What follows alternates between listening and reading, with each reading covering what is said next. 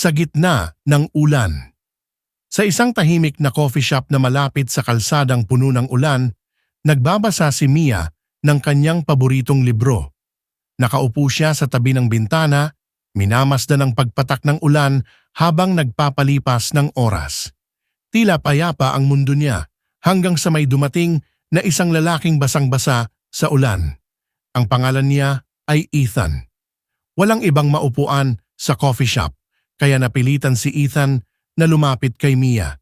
Bagamat nagulat, ngumiti si Mia at inanyayahan siyang maupo. Sa unang tingin, para bang may kakaibang koneksyon na agad na namuo sa pagitan nila. Nagsimula silang mag-usap nang walang alinlangan tungkol sa libro ni Mia, paboritong kape ni Ethan at mga maliliit na bagay na tila nagdudugtong sa kanilang dalawa. Habang lumalalim ang usapan, naramdaman nilang magaan ang kanilang loob sa isa't isa. Tila hindi na sila estranghero.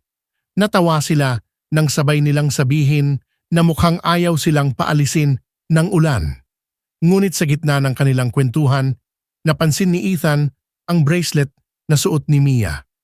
May kakaiba rito, isang pamilyar na disenyo na parang nakita na niya noon.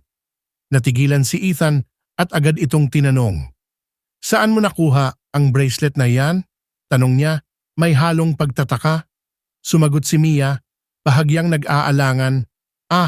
Regalo ito noong bata pa ako." "Bakit?" Biglang may sumagi sa isip ni Ethan. Ang ate niya na matagal nang nawala ay may eksaktong parehong bracelet. Nanlamig siya sa kanyang naisip. "May ganito rin ang ate ko.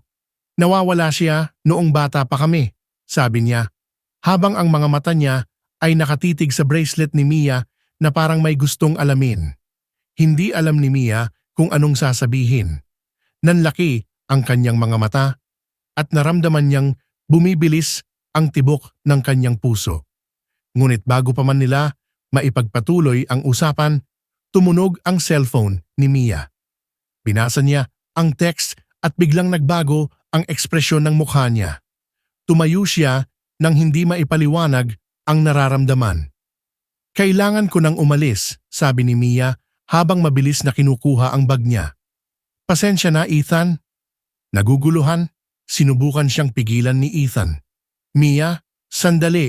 Ano yung nangyayari?" Ngunit hindi siya huminto.